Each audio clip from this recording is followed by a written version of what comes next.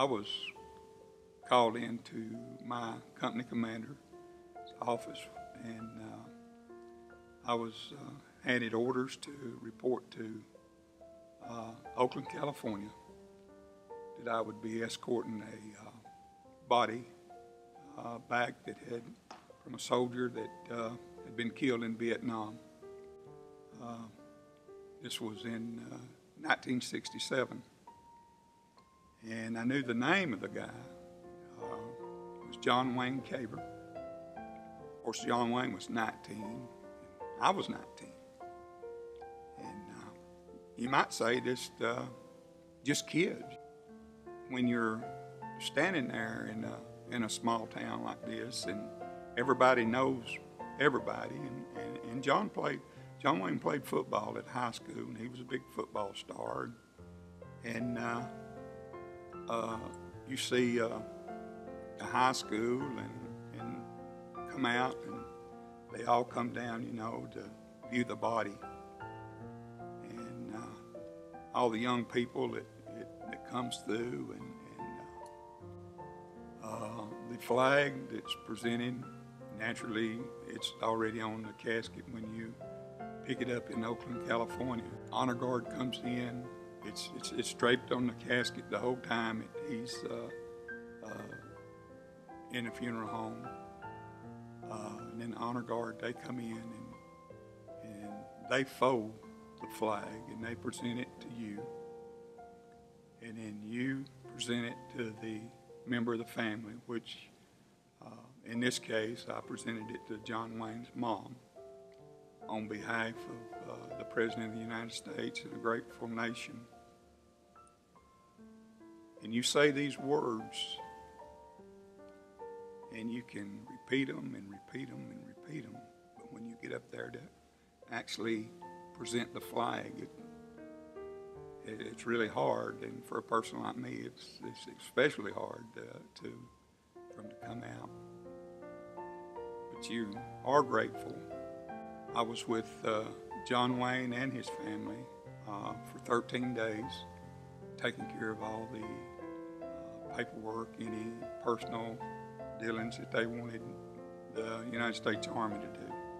I didn't pay a whole lot of attention to the people that was around me because I had to stay with the body other than leaving and taking a shower, maybe getting a bite to eat. I had to stay with the body for 24 hours a day till he was buried. At night, late at night, you would be there.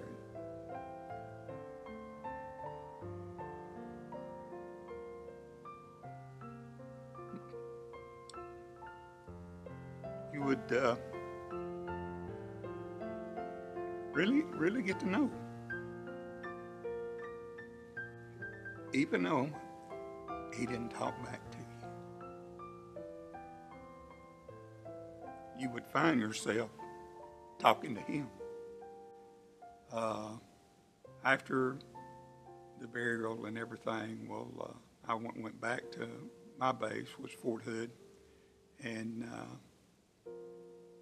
didn't think a whole lot more about it. And then my company commander received a letter from John Wayne's aunt that had written a letter thanking us for the job that we had done for the family. And so they called me over and gave me the letter. And it wasn't too long after that, and John Wayne was awarded the Silver Star, which is the third highest medal that the Army hands out.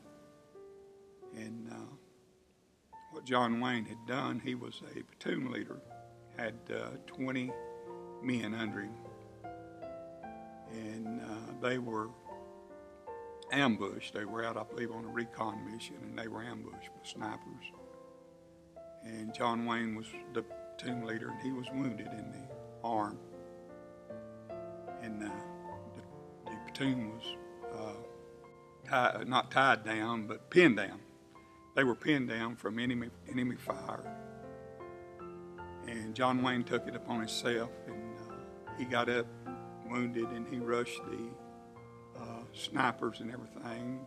They were in the edge of a rice paddy and everything in the woods, and he rushed it, and he killed the snipers so his platoon, the men would be saved, escaped to safety. But in the meantime, while John Wayne did all that, they shot him in the heart too, and killed him. So he really sacrificed himself to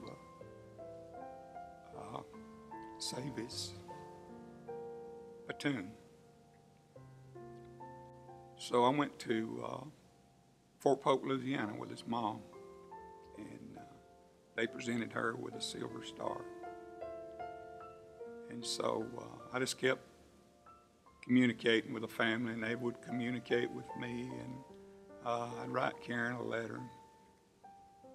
Karen would write me a letter, and pretty soon, well, we started dating and everything. And then when I got out, when I was discharged to go home, well, instead of coming back to home to Rossville, Georgia, well, I stopped by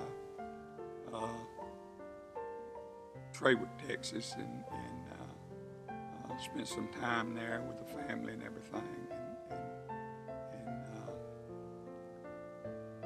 eventually, Karen and I become engaged. So John Wayne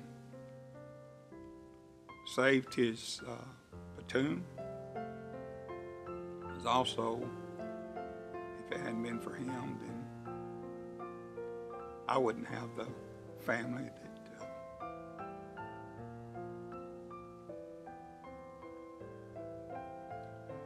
it's hard that I have now. And to me, that's what Memorial Day is